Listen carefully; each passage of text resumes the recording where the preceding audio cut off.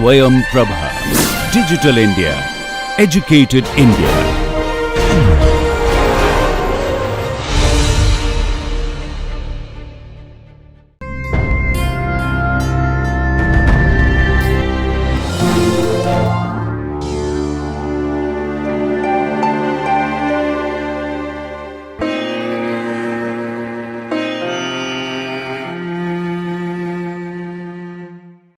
Hi everyone, this is Malika Pathak from Department of Chemistry, Miranda House, University of Delhi, continuing with the course on conductance for the students of BSc Honours Chemistry and BSc with Chemistry, Module 11, Lecture 1 of the series. The academic expert of the course is Dr. Amrita T. Sheikh, and the recording is being done under the DTH Swayam Prabha project of the MHRD, New Delhi. Now, in the previous lecture, we looked at transport number, the various methods for the determination of transport number like moving boundary method, the Hittorf's method for determination of transport number. Then we looked at Walden's rule. Now in today's lecture we are going to discuss some of the examples of abnormal transport number and what do we mean by abnormal transport number. Then we will discuss the various applications of conductance measurements. So let's start with the lecture. Let's start with the first topic called as abnormal transport number. Now, when is it that we call something as abnormal? Something is called as abnormal when it is not in the line with what we think as normal.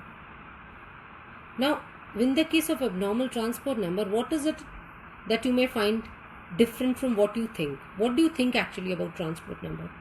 We know that the transport number of a cation is equal to the I plus upon I, that is the fraction of the current carried by the ion. The transport number of an ion will be equal to I minus upon I. It is also equal to U plus upon U plus U minus for transport number of cation, U minus upon U plus U minus for the transport number of an ion. And the sum of these two, the transport number of cation and the anion, should be equal to 1. If that is the case, then what is going to be abnormal? When either of these conditions are not being followed. Now, let us understand this through an example of cadmium iodide solution. Now, what is observed in a cadmium iodide solution is that when you take a dilute solution of cadmium iodide, the transport number of cadmium is around 0.4. Obviously, if the transport number of cadmium is going to be 0.4, then the transport number of the iodide is going to be 0.6, so that the sum is always equal to 1. Now, when you increase the concentration of the cadmium iodide solution, you find that the transport number of cadmium decreases from 0.4 towards 0, becomes 0, and then finally becomes negative. Look at this table. As you are increasing the concentration of cadmium iodide solution, the transport number of cadmium is decreasing. It becomes 0 and finally becomes negative.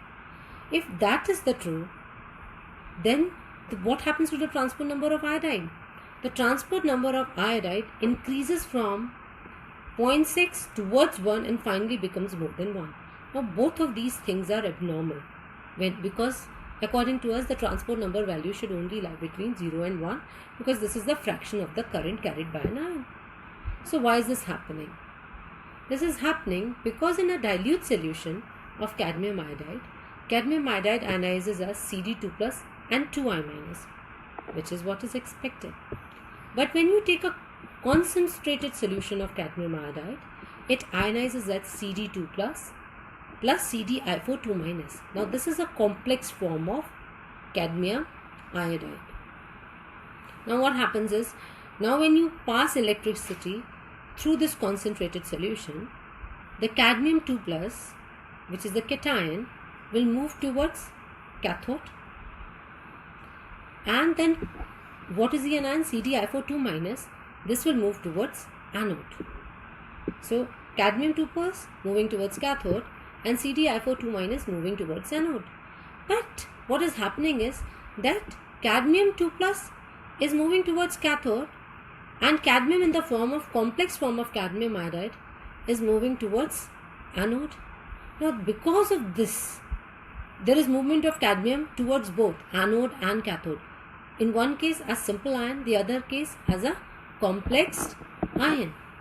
Now when this is happening, obviously we see a migration which is opposite to that of the simple ion. The Cti4 minus is moving towards anode, the Ct2 plus is moving towards the cathode, and because the charge carried by the anion is going to be more, because it's carrying more of the fraction of the charge, what we see is the transport number of cadmium 2 plus decreases, becomes 0 and finally becomes negative, showing that the conductance of the complex form is greater than the uncomplex form. So that what we are observing is a net loss of cadmium 2 plus occurring at the cathode. So there was cadmium 2 plus moving towards cathode, you had cadmium CdI4 minus moving towards anode, cadmium in both form moving towards both of the electrodes. But because the conductance of the complex form was more, what you see is a net movement towards the anode, and therefore you have a negative value for the transport number of cadmium, and obviously a value of iodide which is more than 1. Now let's look at the applications of conductance measurements. Why are we studying conductance? Because obviously it has some applications. Now let's look at these applications so that we can use them while in our daily life, in our science laboratories, in our research, when we go on to study further. The first application is in the determination of degree of dissociation of a weak electrolyte and its dissociation constant. Now we already have studied about this, that Arrhenius theory of dissociation gave us an equation for alpha and K. The value of alpha is given as lambda m upon lambda m infinity, where lambda m is the molar conductivity of the solution at a given concentration and lambda m infinity is the molar conductivity of the solution at infinite dilution. So alpha, the degree of dissociation, which is actually fraction of the ions present in the solution, is equal to lambda m by lambda m infinity.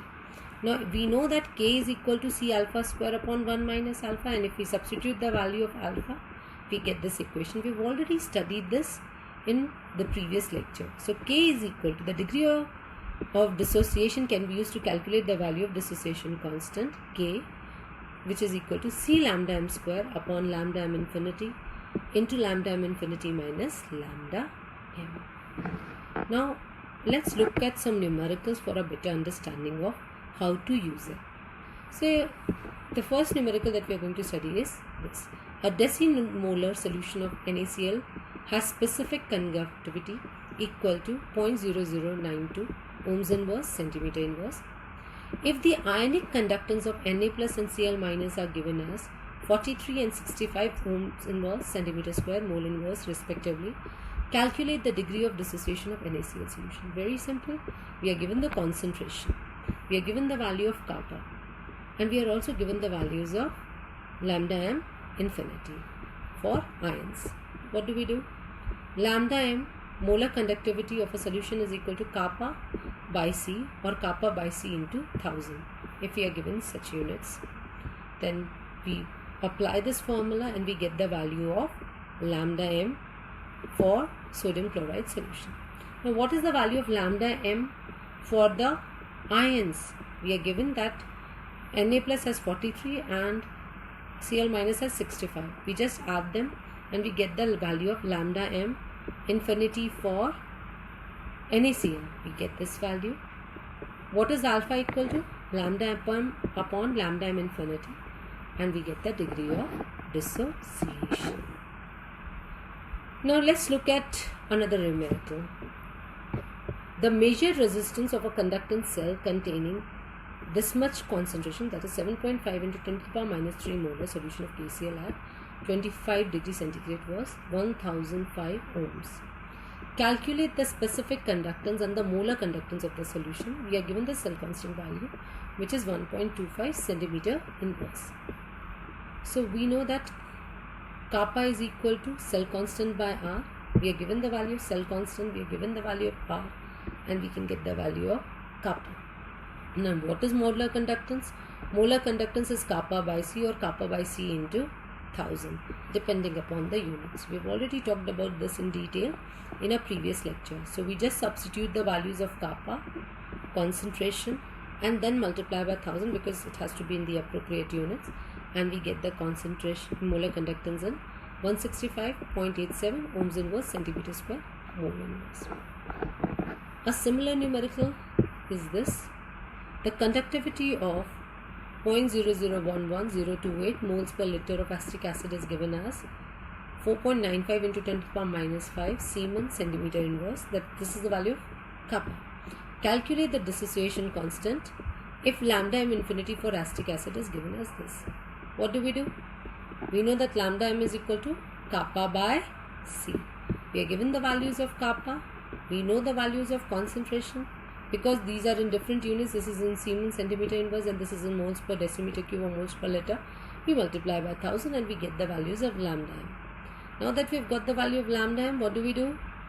We use it with the lambda m infinity value which is given and get the value of alpha. So alpha is equal to lambda m by lambda m infinity and we get this.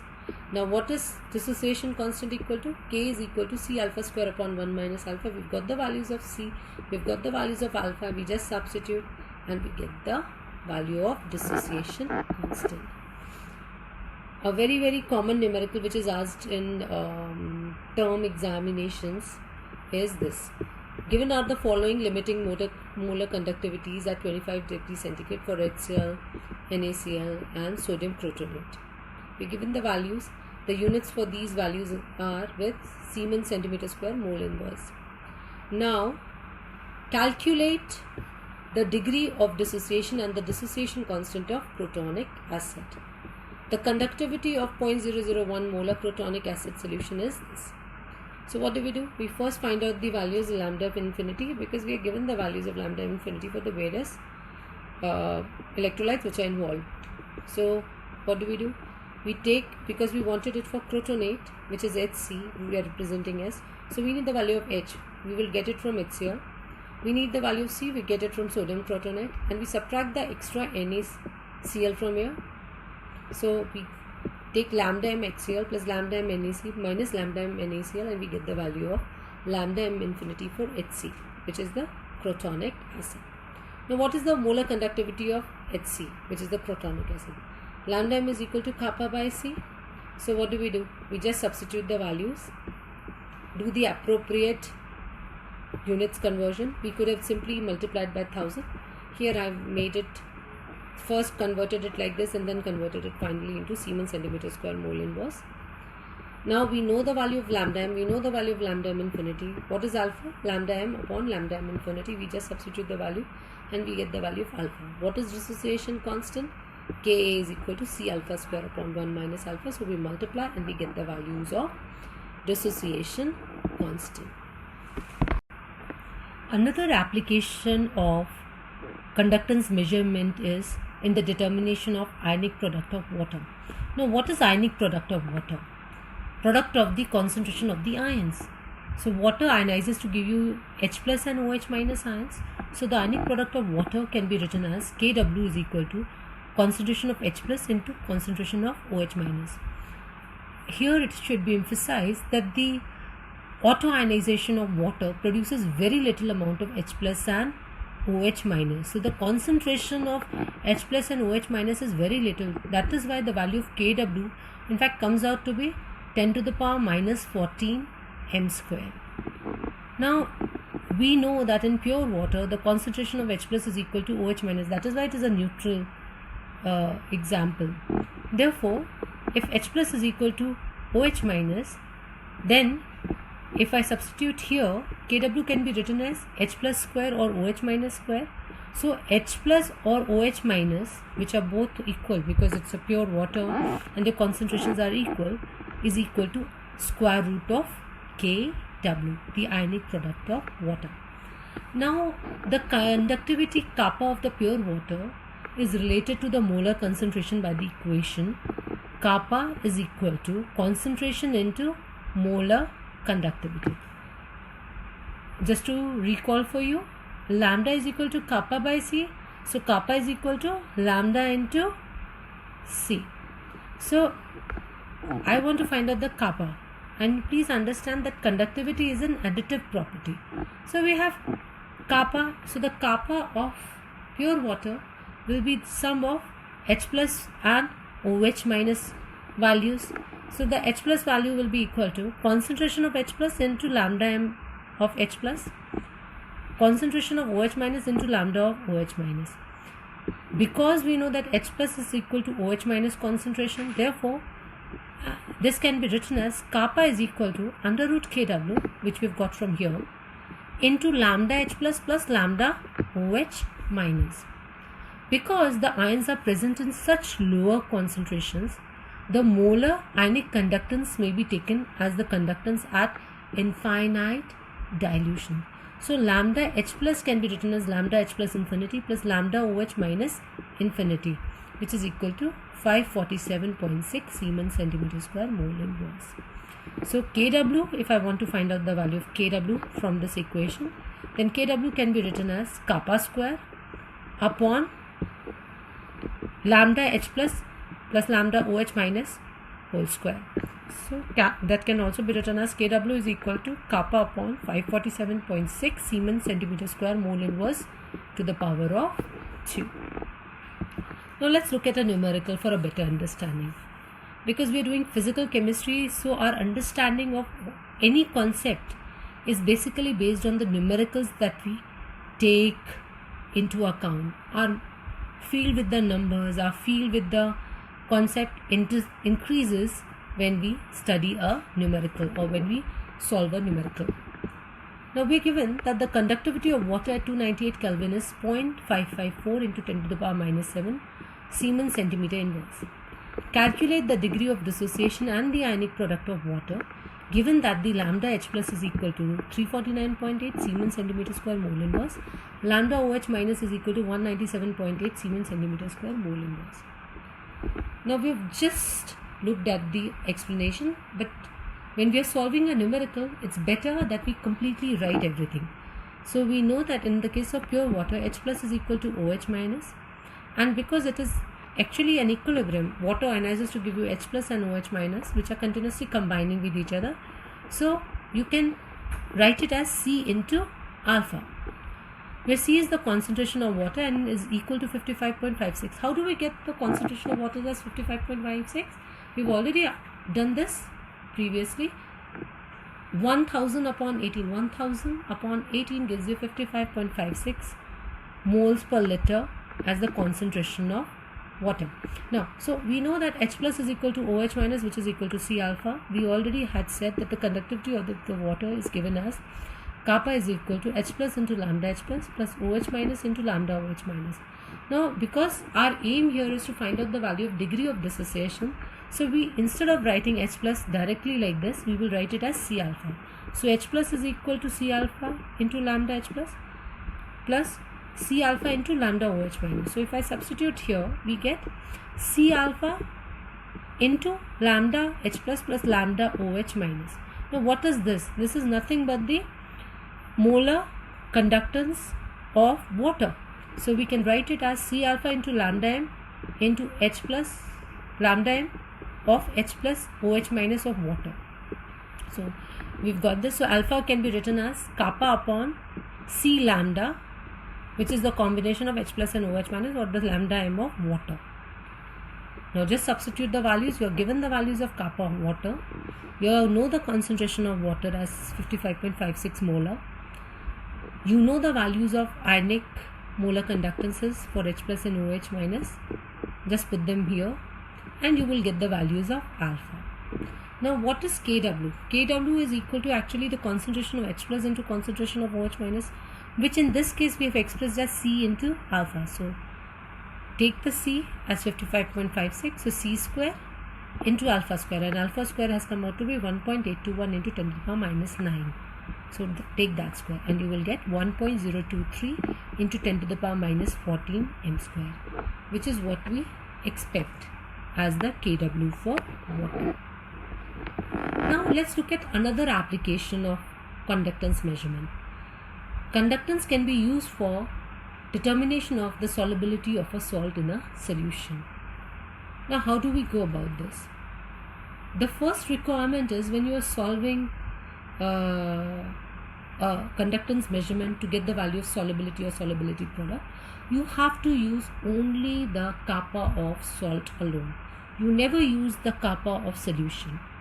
So you apply the similar formulas. You apply the formula like lambda is equal to kappa by C, so C is equal to kappa by lambda.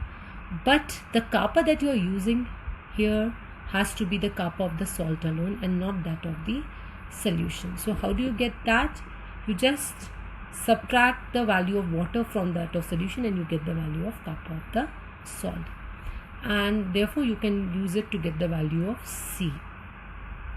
Now let's look at our numericals. So again our understanding increases for this. Now the numerical is calculate the solubility and the solubility product of CO2 FeCN6 in water at 25 degrees centigrade from the following data. The conductivity of a saturated solution of CO2 FeCN6 is 2.06 into 10 to the power minus 6 Siemens centimeter inverse, and that of the water is 4.1 into 10 to the power minus 7 Siemens centimeter inverse. The ionic molar conductivities of CO2 plus and FeCN6 4 minus are 86 Siemens centimeter square mole inverse and 444 Siemens centimeter square mole inverse. So the first thing is we find out the value of molar conductivity of CO2 FeCN6. How do we get that? We already know that the molar conductivity according to the Kohlrausch law is the sum of molar conductivities of all the ions. Now how many cobalt 2 plus ions are there? 2.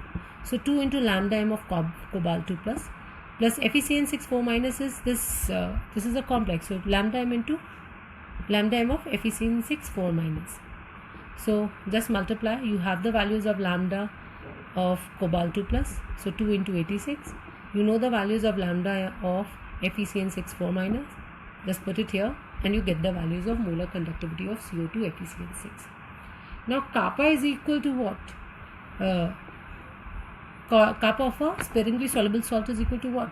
It is solution minus that of water. So take the values of kappa of solution, subtract the value of kappa of water, and you get the value of kappa of sparingly soluble salt. In this case it is CO2 FeCN6. So you've got the value of kappa, you've got the values of lambda. So what is the concentration?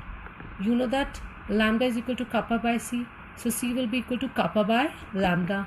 You have got the value of kappa, you've got the values of lambda, and you can get the value of concentration. Now that you've got the value of concentration and you know that solubility and concentrations are almost similar, or solubility is what? Is the concentration of a solution in a concentration of a salt in a saturated solution. So you want to find out the value of Ks, which is the solubility product. So just take the values of solubility from here. How will you get it? You have CO2 FeCN6. So CO2 2 plus FeCN6 4 minus. So CO2 2 plus whole square. So what is the concentration of cobalt 2? Because you are generating 2 ions. So 2 into 2.678 into 10 to the power minus 6, and that 2 whole square. What is the value of 5 FeCN6 4 minus? 2.678 into 10 to the power minus 6. You just multiply and you get 7.68 into 10 to the power minus 17 m cube.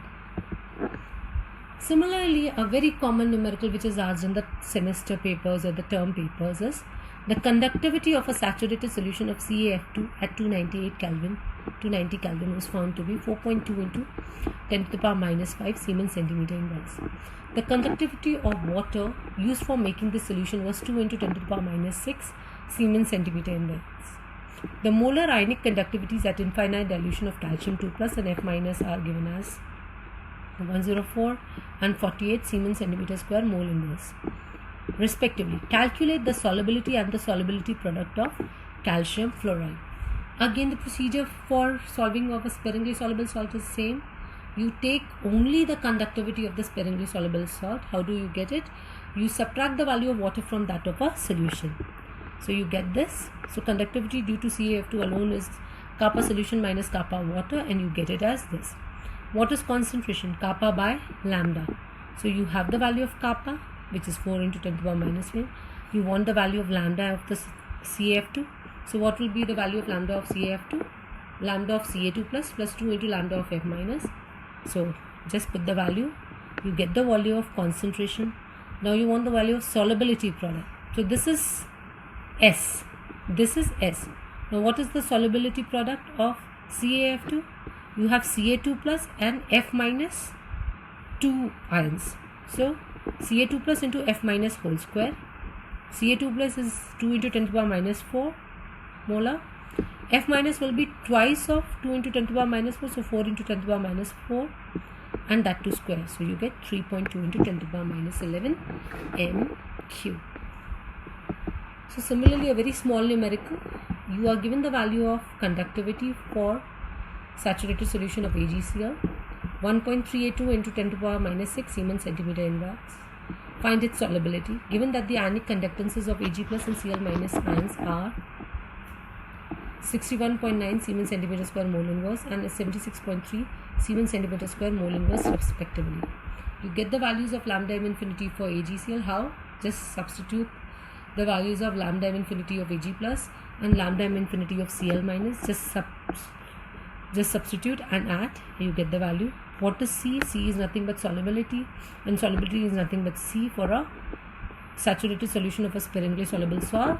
So solubility is equal to kappa by lambda, because C lambda was equal to kappa by C, so C will be equal to kappa by lambda.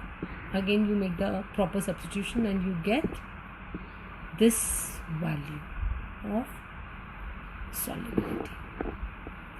So with this we have looked at three applications. Till now we have looked at degree of dissociation and dissociation constant of weak electrolyte, weak acid and weak bases. We've also looked at finding out the value of ionic product of water. We've also looked at now the values of determination of solubility and solubility product. Now we are going to start with determination of hydrolysis constant. Hydrolysis constant of a salt can be determined from conductivity measurements. Let C be the concentration of the salt BH plus Cl, which is formed from a weak base and strong acid in the solution. The cation of the salt undergoes hydrolysis in the solution, that is BH plus undergoes hydrolysis to give you B and H3O plus. If alpha is the degree of hydrolysis, then the concentration of BH plus and H3O plus in the solution will be C1 minus alpha and C alpha respectively. The conductivity of this solution is given by kappa 1 is equal to C into BH plus into lambda BH plus, C into H3O plus into lambda H3O plus C into Cl minus into lambda Cl minus. Now, because it is a neutral solution, then the concentration of Cl minus is actually going to be the sum of concentration of BH plus and H plus. So now we can rearrange to give you as C BH plus lambda BH plus C H3O plus into lambda H3O plus. Instead of C Cl minus, we are writing C BH plus C H3O plus into lambda Cl minus. We rearrange this and we get C BH plus lambda BH plus lambda Cl minus, C H3O plus lambda H3O plus lambda Cl minus. Now what is this? C BH plus is nothing but C1 minus alpha, because this is undergone hydrolysis, so the leftover amount is C1 minus alpha into lambda of BHCl. Then C alpha, which is the concentration of H plus, into lambda of H3O plus Cl minus, that is HCl. So this can be written as kappa 1 is equal to 1 minus alpha kappa 2 plus alpha kappa 3, where kappa 2 is the conductivity of the unhydrolyzed salt of the concentration C and kappa 3 is the conductivity of the HCl solution of concentration C. This can also be written as lambda 1 is equal to 1 minus alpha lambda 2 plus alpha lambda 3. where lambda 1 is the molar conductivity of the solution which is involved in the hydrolysis. Lambda 2 is the molar conductivity of the solution of concentration C which involves no hydrolysis. Now how can you prevent hydrolysis? So we are talking about this salt which is there. You can, if you add the base to it, its hydrolysis will be minimized or stopped. Lambda 3 is the molar conductivity of the hydrochloric acid solution of concentration C. So lambda 1 is equal to 1 minus alpha lambda 2 plus alpha lambda 3. You can determine the value of kappa 2 or lambda 2 experimentally by adding a large excess of base to the solution, which will cause the equilibrium to shift to the left, that is, it will minimize the hydrolysis. The value of kappa from either of the two equations, the hydrolysis constant, can be obtained by using this expression, KH is equal to C alpha square upon 1 minus alpha. The numerical associated with this, which will help us understand, is the molar conductivity of an aqueous solution of 0.0078 molar aniline hydrochloride is 119.4 Siemens centimeter square mole inverse. So we are given a salt of aniline and hydrochloric acid, salt of weak base and strong acid, which is aniline hydrochloride, and its concentration is 0.0078 molar. When few drops of aniline were added to the solution, its molar conductivity is reduced to this. So when you add aniline, which is the base here, the molar conductivity reduces because the equilibrium shifts towards the left, the hydrolysis gets minimized or there is no hydrolysis. Calculate the degree of hydrolysis and the hydrolysis constant of the salt. You are given that the lambda m of HCl is 413 Siemens centimeter square mole inverse. So lambda 1 is equal to 1 minus alpha lambda 2 plus alpha lambda 3, where lambda 1, lambda 2 and lambda 3 are the molar conductivities of the salt, salt plus base and acid. So we rearrange, we get the value of alpha as lambda 1 minus lambda 2 upon lambda 3 minus lambda 2. Just substitute the values and we get this. You can also do this the way that we've just understood it. Completely write each and everything, but because I had already explained it here in the previous slide, I therefore just use the direct substitution. But you can do the whole process in case you find it difficult to remember. And you've got the value of alpha. You just put this into KH, C alpha square upon 1 minus alpha, and you get the value of hydrolysis constant. Now we are left with one important application, and that is of conductometric titration. Now because that's a topic which itself requires a lot of understanding as in detail, we are going to do it in the next lecture. So in today's lecture, we have just done abnormal transport number and the applications of conductor measurements in the use of ionic product of water, degree of dissociation and dissociation constant of weak acids, solubility and solubility product, hydrolysis and hydrolysis constant.